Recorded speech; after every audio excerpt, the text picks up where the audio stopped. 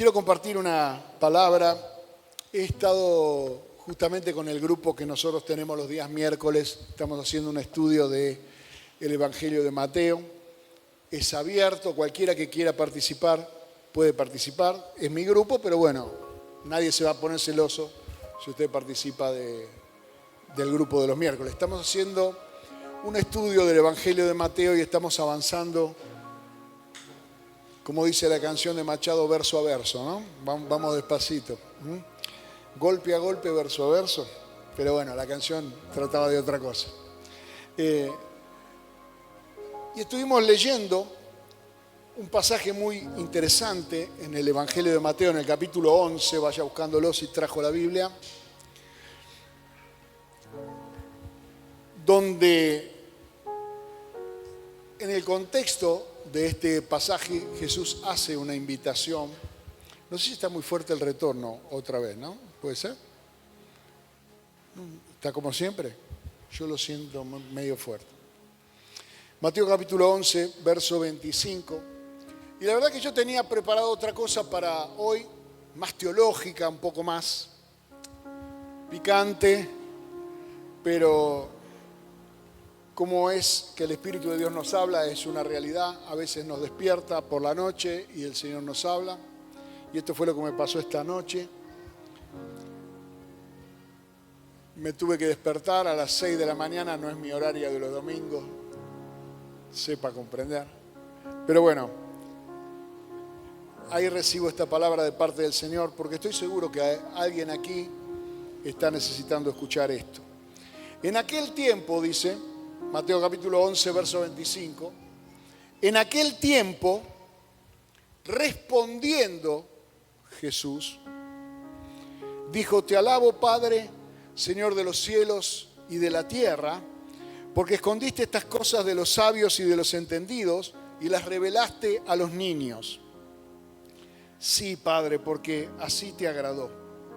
Todas las cosas me fueron entregadas por mi Padre, y nadie conoce al Hijo sino el Padre, ni al Padre conoce a alguno sino el Hijo y aquel a quien el Hijo lo quiera revelar. Venid a mí todos los que estáis trabajados y cargados, y yo os haré descansar. Llevad mi yugo sobre vosotros y aprended de mí, que soy manso y humilde de corazón, y hallaréis descanso para vuestras almas, porque mi yugo es fácil y ligera mi carga. Señor, te damos gracias en el nombre de Jesús. Hemos estado buscando tu rostro hoy, tu palabra, buscándote a ti. Sé que algunos han orado esta semana pidiendo que Dios les hable. Y cuando nos presentamos, Señor, aquí, tenemos los oídos atentos para escuchar lo que tú quieras decir a tu pueblo. Háblanos, Señor, que tus siervos te oyen. En el nombre de Jesús. Amén. Amén. Este pasaje comienza diciendo en aquel tiempo. Bueno, ¿cuál era ese tiempo? ¿Y a qué se debía la respuesta de Jesús? Porque dice, en aquel tiempo, no sé qué dice la versión que tenemos acá ya avanzamos. En aquel tiempo respondiendo Jesús. Así que aquí nos encontramos en la introducción de este pasaje con un momento determinado del ministerio de Jesús y con una actitud, o sea, lo que Jesús va a decir ahora es en respuesta a algo que ocurrió antes.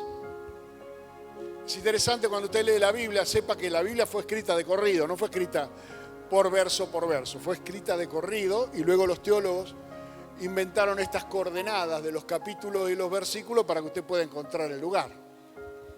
Solamente para eso. Entonces, cuando usted dice capítulo 11, bueno, hay un contexto. Y si usted lee el contexto en el cual se desarrolla el capítulo 11, podemos ver cierta respuesta, digamos, o cierta provocación a Jesús a causa de la incredulidad. De hecho, el capítulo 11 comienza con un desafío muy fuerte. que es que dos mensajeros vienen de parte de Juan el Bautista a preguntarle a Jesús si él era el que ellos estaban esperando, si él era aquel del cual Juan el Bautista había estado anunciando o si tenían que seguir esperando.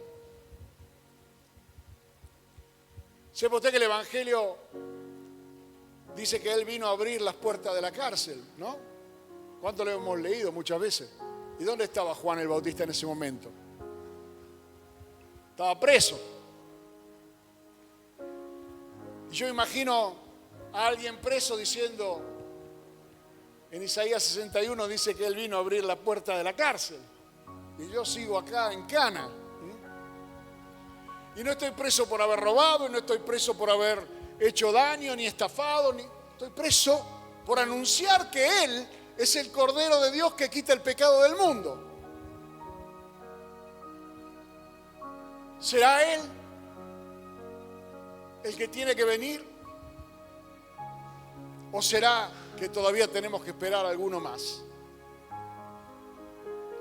Y tal vez esta es la situación de alguno de nosotros que ha estado esperando una respuesta de parte de Dios para una solución puntual a un problema puntual en el que se siente encerrado, atrapado por una circunstancia de la que no puede salir, y nos han predicado un evangelio donde Cristo dice: el Espíritu de Jehová el Señor está sobre mí por cuanto me ha enviado, me ha ungido Dios a dar vista a los ciegos, a abrir la puerta de la cárcel. La promesa con la que Jesús se presenta por primera vez en la sinagoga de Nazaret es: lo que ustedes no podían ver, lo que ustedes antes estaba cerrado, cegados al mundo espiritual, cegados al plan de Dios eterno, viviendo una vida como autómatas, haciendo lo que hacen los demás, porque no podés ver cuál es el plan de Dios para tu vida. La unción, el Espíritu de Jehová el Señor está sobre mí porque me ha ungido para abrir los ojos de los ciegos, y yo todavía sigo sin verla. Y otros atrapados en su circunstancia. Algunos están atrapados en una enfermedad, otros están atrapados en la escasez, otros están atrapados en su soledad y dicen: quisiera salir de esto, o sea, formar una familia. Y ciertas circunstancias, cuando el tiempo pasa, los hacen pensar: ¿será que será este el que nosotros estábamos esperando? Luego Jesús, en ese mismo capítulo 11, empieza a hablar de las ciudades en las que él había predicado el Evangelio y había hecho milagros y había hecho maravillas, y había hecho cosas grandes, y los tipos seguían duros en su corazón de incredulidad. Y él tomó ejemplos del Antiguo Testamento y les dice: ay de ustedes que no creen. En el día del juicio, la reina de Saba se va a levantar y los va a acusar de incrédulos porque ella dejó su reino, dejó su lugar de autoridad para venir a escuchar de la sabiduría de Salomón. Y yo soy más que Salomón. Y los ninivitas, la ciudad de Nínive, la capital de Asiria, donde predicó el profeta Jonás, gente pagana, gente impía, se va a levantar como testigos en contra de esta gente, porque con el mensaje que predicó Jonás, ellos creyeron y se convirtieron, se arrepintieron 120.000 almas. Para los que leyeron el libro del profeta Jonás, saben de qué estoy hablando. Y yo, dijo Jesús, soy más que Jonás.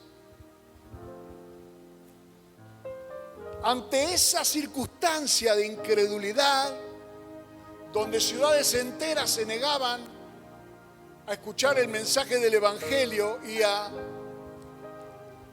cerrar su corazón a los milagros, a las maravillas, a los prodigios que hacía Jesús, en aquel tiempo Y en respuesta a esto Jesús dice: te alabo, Padre, Señor del cielo y de la tierra, porque escondiste estas cosas de los sabios y de los entendidos y las revelaste a los niños.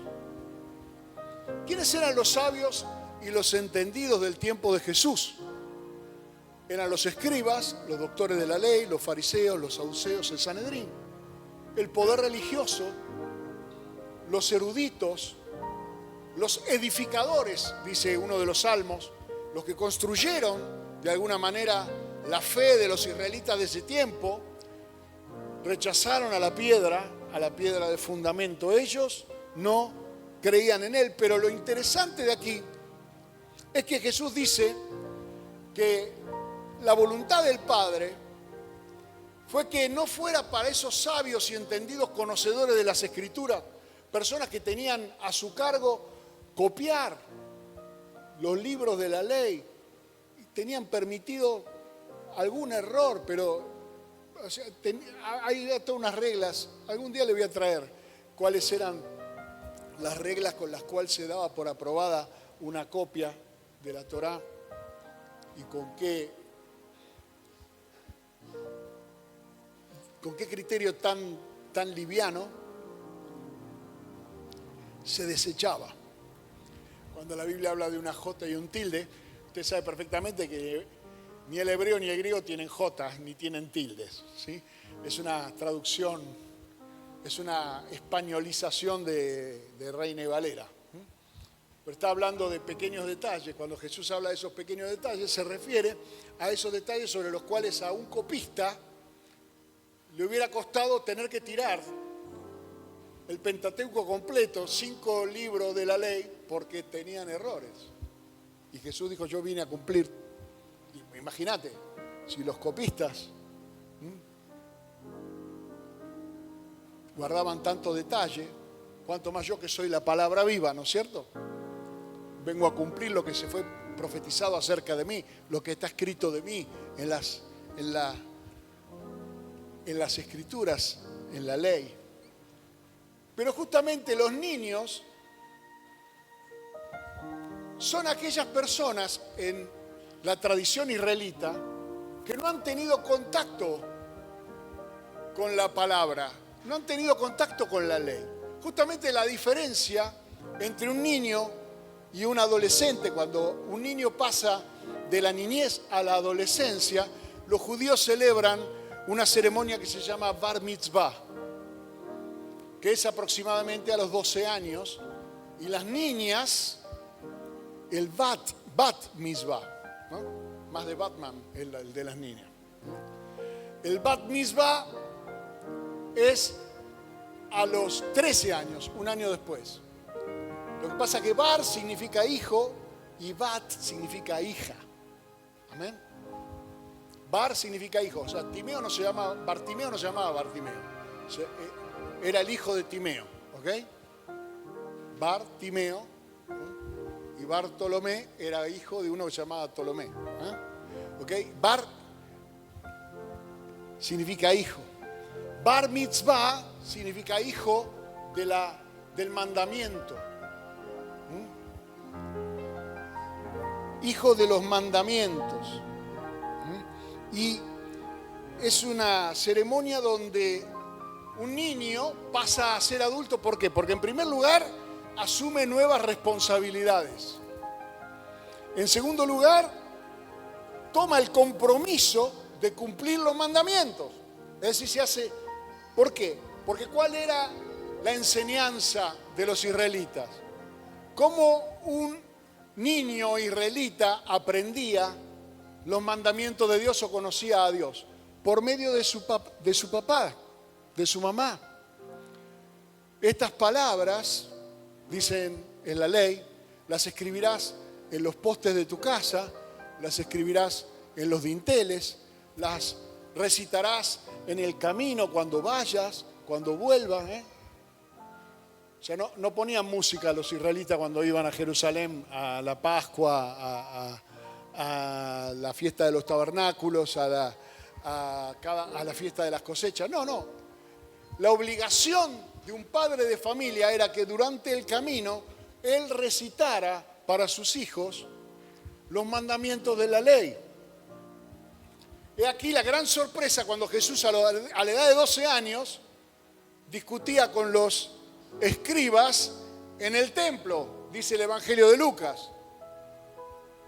Pero no deberíamos sorprendernos de la fidelidad de José, el que ofició como mentor,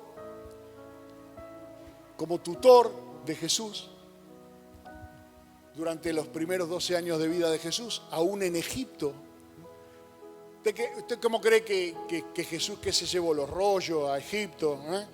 Se llevó los rollos de la ley. No, eso existía solamente en las sinagogas de ellos, donde ellos leían los rollos de la ley. Pero Jesús a los 12 años tenía conocimiento de la palabra de Dios por el ejemplo de sus padres que le hablaron la palabra de Dios. Dios no eligió a José de casualidad. Lo eligió porque era del linaje de David y porque era un hombre fiel. Y a María porque estaba desposada con José. Eso dice la Biblia mía, no sé cómo dice la suya. La Biblia que yo leo y que leen todos dice que María fue elegida para ser la madre de Jesús porque estaba desposada con José del linaje de David. Amén. No porque tuvo un nacimiento inmaculado, ni ninguna de esas tradiciones del romanismo, de las cuales la Biblia no menciona. Y por último, cuando esos niños pasan por ese bar mitzvah, es la primera vez que se les da los rollos de la ley para que puedan leer un párrafo en la sinagoga, los sábados, el Sabbat. Y acá lo que está diciendo Jesús es que lo que quiso el Padre es que aquellas personas que no son eruditos, aquellos que no tienen un gran conocimiento de la ley, sino simplemente los niños, los que aprenden de lo que oyen, no han tenido la oportunidad, sino que la única fe que tienen es la fe que es por el oír. Como dice en Romanos 10, la fe es por el oír por la palabra de Dios. Es decir, corazones que han oído la palabra de Dios y que han tenido lo que en la Biblia está escrito. Usted lee aquí la palabra revelación, pero la palabra que utiliza Mateo aquí y que se utiliza en muchos más pasajes de la Biblia cada vez que dice la palabra revelación es Apocalipsis. Lamentablemente el diablo le metió en la cabeza a la gente que Apocalipsis es destrucción. Que Apocalipsis es, mirá, se me pegaron los fideos de una manera apocalíptica, ¿viste? O sea, el auto se me fundió el motor de una manera apocalíptica. No, hermano, eso Apocalipsis significa revelación. Y revelación es cuando algo está velado. Por ejemplo, ¿de qué color es la mesa que está debajo de este mantel? Queda revelado que es negra. Amén. Al levantar el velo, revelación significa descubrimiento. Algo que estaba cubierto se descubre. Por lo tanto, quiero que usted entienda que el Evangelio es apocalíptico. El Evangelio no es un conocimiento transferido. El Evangelio no es una historia aprendida. El Evangelio es la revelación de Dios. Nadie puede decir que ha creído al Evangelio si no ha tenido de una manera interna, de una manera entrañable, digamos, de algo más allá del entendimiento natural, una revelación de Dios. Jesús dice, lo revelaste a los niños. Es decir, aquellos que no están recitando la palabra de Dios de memoria. Miren, los fariseos, los escribas, los doctores de la ley, acusaban por medio de la palabra de Dios a los demás, pero tenían al Señor al lado y estaban vendados, no se les revelaba que ese era el creador del mundo y el salvador de la humanidad. Venían a acusarlo, venían a tratar de entenderlo, venían a tratar de argumentar en contra de él. Pero quiero decirle esto, que es necesario que usted tenga un encuentro revelador con el Señor, que usted pueda realmente entender cuán cerca está el Señor, para que usted lo vea. Si el pecador supiera lo perdido que está, si pudiera comprender lo que Dios ha preparado para los rebeldes, los desobedientes, que en realidad no era para ellos, sino para Satanás y sus ángeles. Y por supuesto que aquello al que sigas, en eso te vas a convertir. Y el salvo supiera lo salvo que es. Si usted supiera el valor de la salvación, de lo que Dios nos ha librado por medio de Jesucristo, pues entonces no dudaría un segundo. Pero esto es algo que solamente puede ocurrir en su corazón cuando se revela Jesucristo en su vida. El Evangelio es un llamado a esa revelación. El Señor te llama a mostrarse. Es el propósito de Dios, darse a conocer. Él no quiere que quedes en la oscuridad, en la ignorancia. Él no quiere que te quedes encerrado en tu religión. Hay personas prisioneras de una religión, prisioneras de una tradición, porque no pueden quedar mal con los padres, porque no pueden quedar mal con los vecinos, porque no pueden quedar mal con los parientes, porque me bauticé, porque me confirmé, porque tomé la comunión, porque esto que el otro. Ok. ¿Todo eso lo hiciste porque vos lo anhelabas? ¿O lo hiciste porque era una tradición, una costumbre? ¿O algo que te obligaron a hacer? ¿Dónde está la revelación? ¿Dónde está la revelación de un niño de 8 días bautizado con un padrino que toma compromiso en nombre de él? ¿O de un catecismo que lo único que hace es seleccionar ciertas partes convenientes a los dogmas, al sagrado magisterio de la iglesia oficial, pero que no tiene revelación? No hay revelación alguna. Es una religión.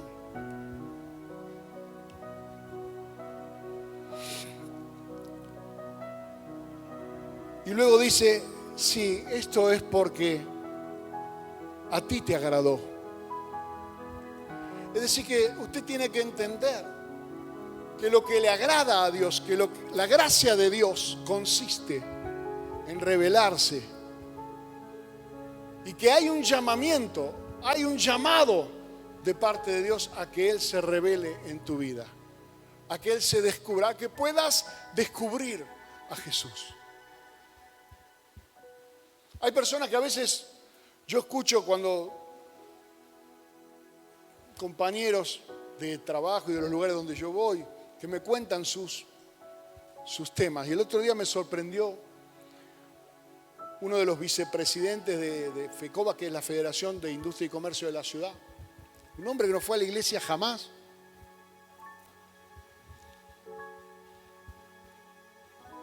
me cuenta su experiencia en un almuerzo así nomás. Que él tenía un problema, una persona muy querida de él que estaba enferma de cáncer, que le habían diagnosticado un cáncer. Y este hombre no fue a la iglesia nunca, no leyó la Biblia nunca, no se congregó nunca en ningún lado. Pero cuando le cuentan esa situación, él dice, esto Dios no lo puede permitir. No tenía ningún contacto él con Dios, pero dijo, vamos a creer. Creo que era su hermana, ahora sí, creo que era su hermana. Vamos a creer y vamos a orar, vamos a pedirle a Jesucristo. El tipo nunca en la vida había escuchado un mensaje del Evangelio, pero él tenía una revelación. En su corazón, Dios es un Dios de amor. En su corazón, Dios es un Dios que se levanta contra la injusticia. Es decir, él había visto por debajo del velo, no que la mesa de color negro, sino el amor de Cristo, la justicia del Señor, el poder de Dios, la santidad de Dios, el carácter de Dios. Y cuando tenemos una revelación del carácter de Dios, cuando podemos darnos cuenta que Dios te ama, la religión no te ama, la religión te juzga, te condena. Pero Dios no te condena. No envió Dios a su Hijo a condenar al mundo, sino para que el mundo sea salvo por él. Dice el Evangelio de Juan 3, verso 17. Todos leyeron el 16, ¿no? De tal manera amó Dios al mundo que ha enviado a su Hijo unigénito para que todo aquel que en él crea no se pierda, sino que tenga vida eterna. Y ahí se quedan. Y después empiezan a condenar a los adúlteros, a los fornicarios, a los mentirosos, a los estafadores. Y dice en el verso 17, porque Dios no envió a su Hijo a condenar al mundo, sino a que el mundo sea salvo por él. Y Jesús, viendo la incredulidad de ellos, dice entonces, todas las cosas me fueron entregadas por mi Padre. Es decir, cualquier criatura me ha dado el Padre potestad para salvarla. No estoy condicionado a salvar religiosos, no estoy condicionado a salvar eruditos, no estoy condicionado a bendecir por mérito, no es una meritocracia, sino que es algo que el Padre me ha dado a mí. Nadie puede conocerlo si yo no se lo doy a conocer, y nadie puede conocerme a mí si el Padre no le permite conocerme. Estamos asociados en este plan, es el plan eterno, y como es el plan eterno, revelarse a todos, Jesús dice, venid a mí todos los que estáis trabajados y cargados, y yo os haré descansar.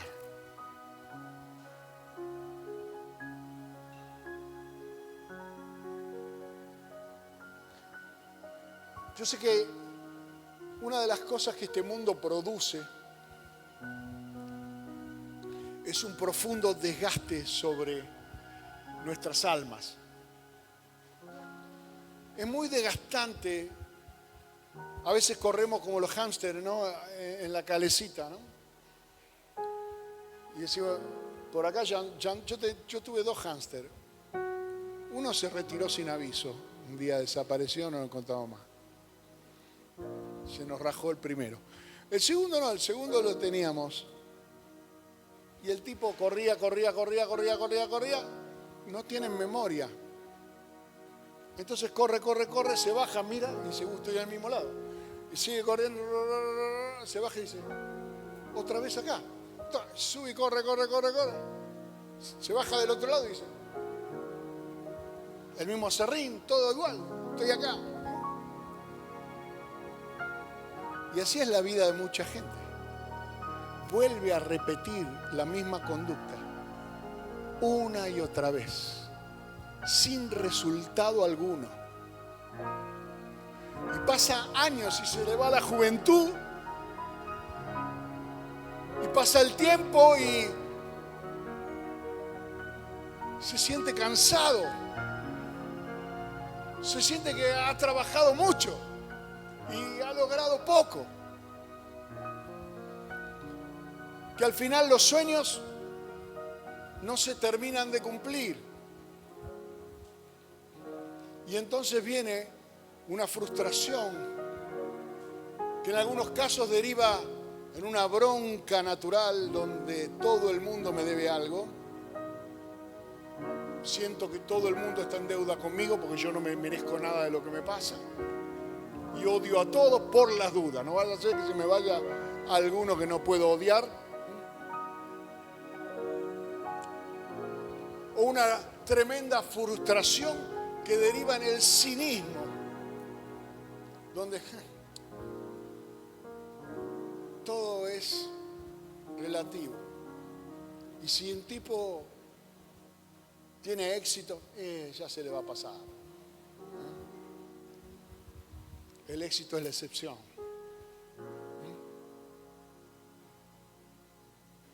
Y a veces transmitimos eso a nuestros hijos, diciéndole, mira, la vida es así, así, así. Si no tenés guita, no sos nadie, no existís. Y aprendemos códigos en la secundaria. Tal vez alguno aprende a fumar, otro aprende a pelearse, otro con un destino más desgraciado aprende a drogarse. Otros aprenden a que ninguna relación vale la pena y entonces saltan de una relación a la otra, de una relación a la otra, y no pueden formar nunca una familia, nunca pueden tener un cachito de paz para vivir. Y uno dice, bueno, a esos el Señor tendría que desecharlos como a las ciudades de Corazín, Betsaida. No. ¿Sabe? A esos el Señor le dice, venid a mí. Vengan esos, vengan. Vengan los que están cansados. Vengan los que están trabajados. Vengan los que están angustiados. Vengan los que las cosas no les están resultando. Los que de repente han intentado otra vez y no pasa nada. Y ya están a punto de tirar la toalla, ya están a punto de abandonar. Antes de hacer eso, vengan a mí. Antes de resignarte a una vida sin fruto, antes de resignarte a una vida sin salud, a resignarte a una vida sin familia, a resignarte a una vida sin logros, antes de aceptar eso que es el plan del diablo, venid a mí y yo los haré descansar. Y si vienen a mí, van a aprender dos cosas que son importantes. Van a aprender a ser mansos y humildes de corazón. Porque la mansedad y la humildad no son cosas que se puedan estudiar. La humildad no se aprende por medio de una humillación reiterada. Las personas que son humilladas por otros generan resentimiento. La humildad es una gracia, es una virtud que se aprende por imitación. Por eso dice, llevad mi yugo, caminemos juntos. El yugo unía a los dos bueyes para poder tirar del arado, ¿me entiendes? Caminemos juntos, caminemos a la par. Tiremos del carro juntos. Que cuando yo me pongo a tirar de tu carro, entonces se hace fácil, la carga es ligera. Porque venís tirando solo del carro. Y por eso estás trabajado y cargado. Ahora sí, estamos juntos. Si nos asociamos, si esa carga que es tu vida, si todo eso que estás arrastrando de antes de tus antepasados, en algún caso hay personas que arrastran cosas. Hay herencias buenas, hay herencias malas. A veces heredás un carácter podrido. Digo, si ¿para qué heredé este carácter? Mi abuelo tenía carácter podrido, mi padre tenía carácter podrido y yo a vos te voy a vender 2 piñas. ¿No?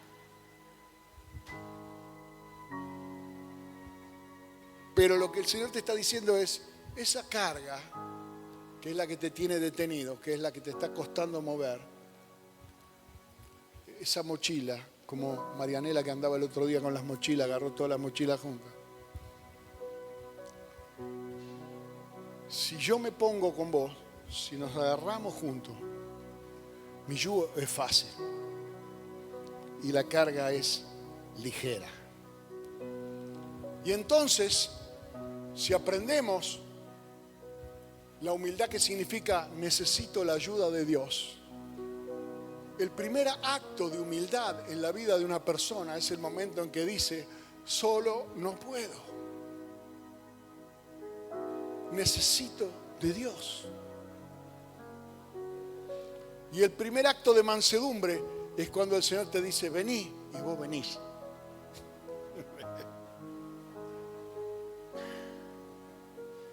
¿Me comprende? En vez de seguir dando vuelta por ahí, vení, te dice el Señor. Mirábamos con Margo una serie, vimos 13 temporadas de una serie. ¿Cómo se hace para domar un caballo? Se hace caminar al caballo hasta que el caballo va tomando confianza y después se le da la espalda. Y si el caballo viene, está domado. El caballo entendió que no es el jinete el que tiene que ir hacia él, sino que es él el que tiene que ir al jinete. Ser manso de corazón significa que vas a tener siempre una palabra de parte de Dios, una instrucción de parte de Dios, un mensaje de parte de Dios. Porque Dios no enviará un mensaje o una palabra a aquel que no quiere escuchar o aquel que no va a obedecer para que tenga mayor condenación, sino que Dios enviará su palabra. En más abundante palabra Dios envía al que más mansamente escucha. En la medida que más desees escuchar para obedecer. No usar la palabra para condenar a otro, para juzgar a otro, como si la palabra de Dios fuera un palo para pegarle en la cabeza a la gente. Sino usar la palabra de Dios para cambiar, para ser transformado, para saber a qué cosas renunciar, qué actitudes son las correctas a seguir, cómo ser como Cristo. Porque la palabra de Dios es para que nosotros entendamos cómo podemos ser como Cristo. Cristo es la palabra viva que se hizo carne.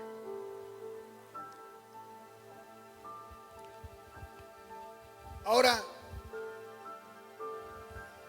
¿cuál es la razón por la cual el yugo del Señor es fácil y la carga es ligera? ¿Cuál es la forma en la que esto se manifiesta en la vida de un hijo de Dios? Nosotros le llamamos el poder del Espíritu de Dios. Nosotros podemos vivir la vida en la impotencia natural que heredamos de nuestros padres, o podemos vivir en el poder del Espíritu Santo. Donde la medicina dice no, el Espíritu Santo dice, por tu llaga fuimos nosotros curados. Donde el mundo dice, esta puerta no se va a abrir, el Señor dice, golpead y se abrirá. Llamad y se abrirá. Buscad y hallaréis. Amén. Pedid y se os dará. Y luego Jesús dice, porque todo aquel, mire, si ahí dijera, porque Daniel, no, bueno, tal vez hay muchos Daniel, está hablando de uno que no soy yo, pero cuando dice todo aquel, yo le hago una pregunta aquí. ¿Quién de aquí no es todo aquel?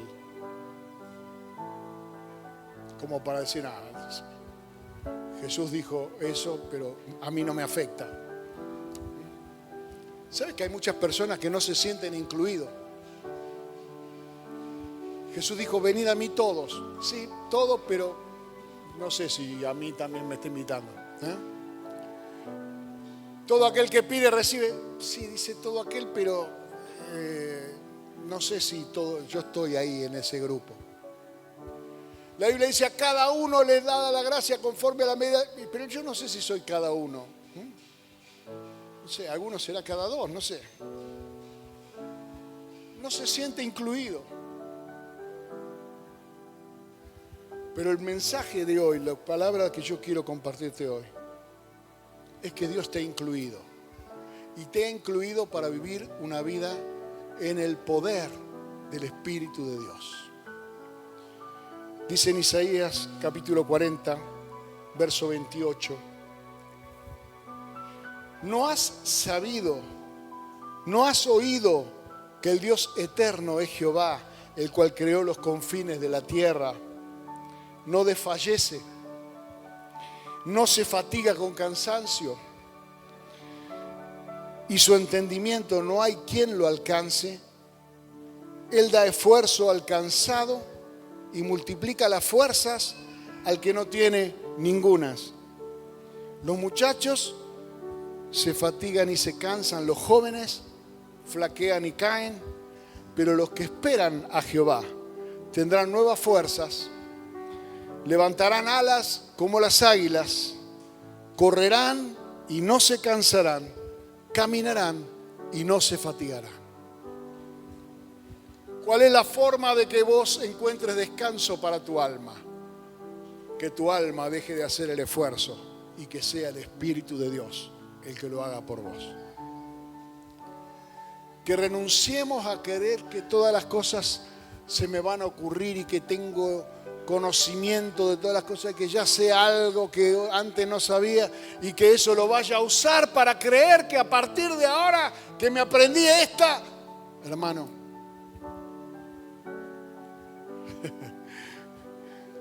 seguimos dependiendo de Él. Seguimos dependiendo del Espíritu de Dios todos los días. Yo tengo de pastor ya desde el año 88, 37 años, ¿no es cierto? 37 años. En esos 37 años, tratando con personas como ustedes, algunos mejores, otros peores.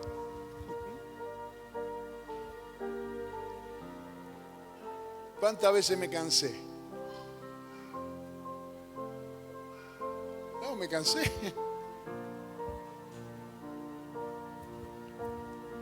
Me cansé. Me cansé de la incredulidad. Me cansé de la testarudez. Me cansé de la falta de generosidad, de la falta de solidaridad, de la falta de compromiso. Me cansé de los argumentos, de escuchar las mismas cosas una y otra vez. Me cansé muchas veces. Pero ¿sabe por qué estoy todavía acá? Porque he confiado en el Señor.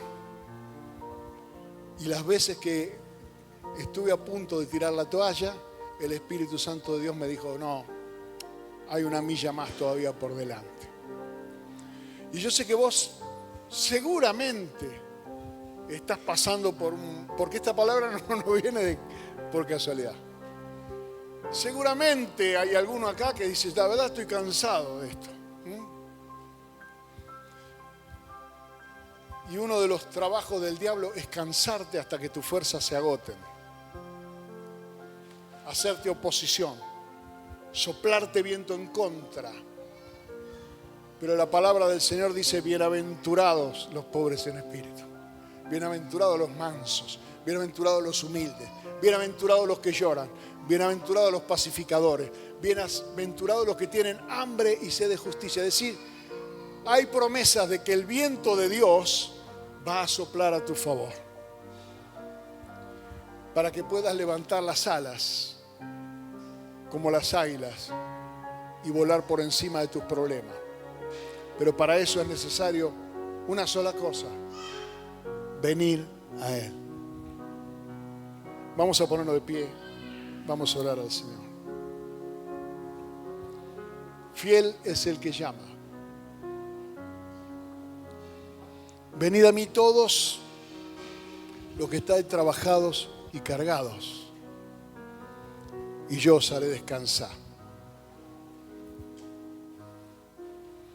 Él es el reposo de tanta lucha. Es fuerte la lucha, es cruel la lucha. Es una batalla contra uno mismo. Y tu carne te vence a veces. Es un traidor. Se pone en alianza con el diablo, nuestra carne, para hacernos tropezar. El diablo no nos puede hacer nada si nuestra carne no es su cómplice. Pero ¿qué hacemos? Nos rendimos a él.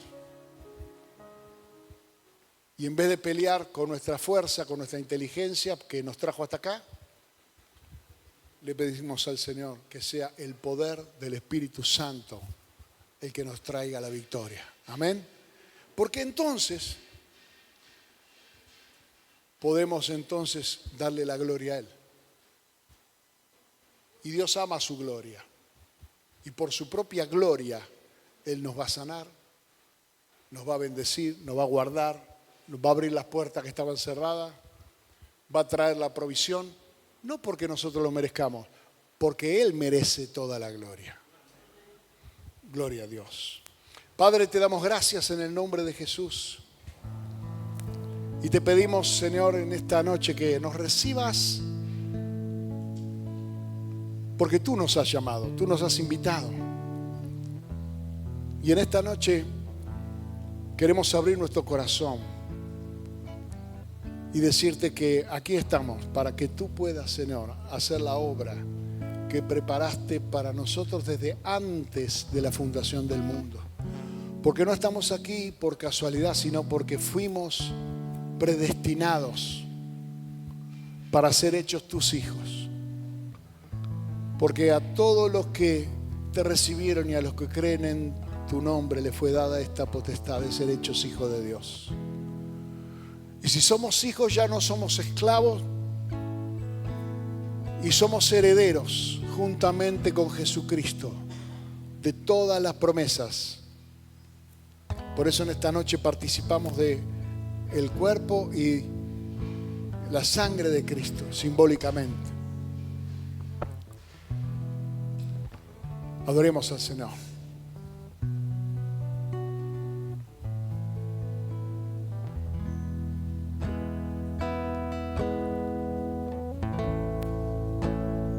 Gracias por la cruz, oh Dios, el precio que pagaste por mí, llevando mi pecado allí. Sublime amor, tu gracia me salvó.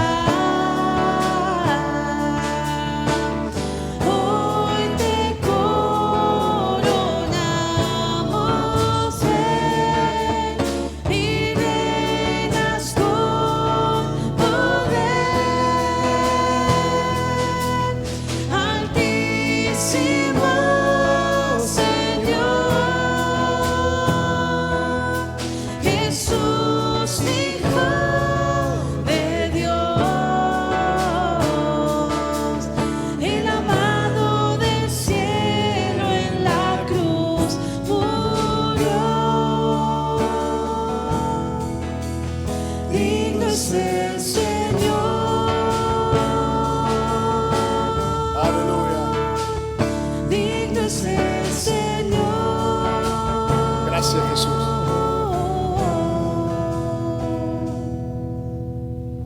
La noche que el Señor fue entregado, tomó pan y habiendo dado gracias, lo partió y dijo: tomad y comed, este es mi cuerpo que por vosotros es partido. Haced esto en memoria de mí. Padre, te damos gracias en el nombre de Jesús, porque sufriste por nosotros, en nuestro lugar, el castigo que nosotros merecíamos. Pero también nos incluiste en tu cuerpo de resurrección, para que podamos disfrutar de los beneficios de la resurrección. Te pido, Señor, que al participar del pan, sanes toda enfermedad, toda dolencia en los cuerpos, en el nombre de Jesús de Nazaret. Porque por tus heridas fuimos nosotros curados. Lo dice tu palabra y nosotros lo creemos. Pero también al participar del pan, que podamos hacerlo sabiendo que somos un cuerpo, una iglesia, una fe, un bautismo, una unidad indivisible. Porque tú eres la cabeza y nosotros el cuerpo. Y esto celebramos, lo hacemos en memoria de ti. En el nombre de Jesús, participe del pan.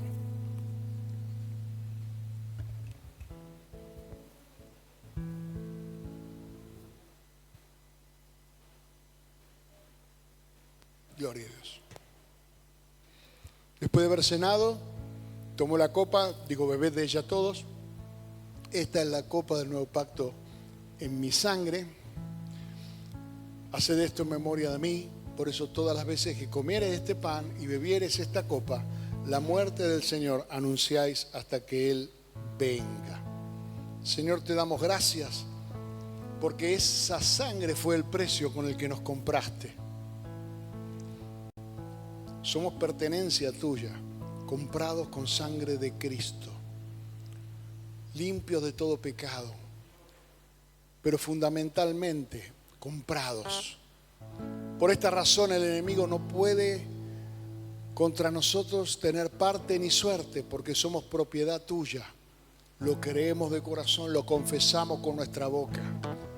Y esto trae justicia y salvación para nosotros. Y al participar de la copa estamos, Señor, declarando que el enemigo no puede tocar nuestras vidas, que el enemigo no puede dañarnos, porque la sangre de Jesucristo es el precio que ha sido pagado y fue consumado en la cruz del Calvario. Padre, en el nombre de Jesús, bendice la copa ahora y que renueve la fe y la esperanza en la vida de cada uno de mis hermanos para que busquen tu rostro, para que te conozcan cada día más, para que aprendan a tener comunión contigo, a escuchar tu voz, a seguirte en obediencia, porque en ella encontraremos, Señor, la compañía, la comunión que necesitamos para triunfar en todo lo que hagamos y en todo lo que emprendamos. En el nombre de Jesús, participe de la copa.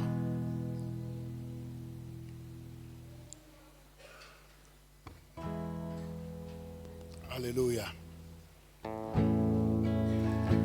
Oh, gracias, Señor. Adoremos al Señor.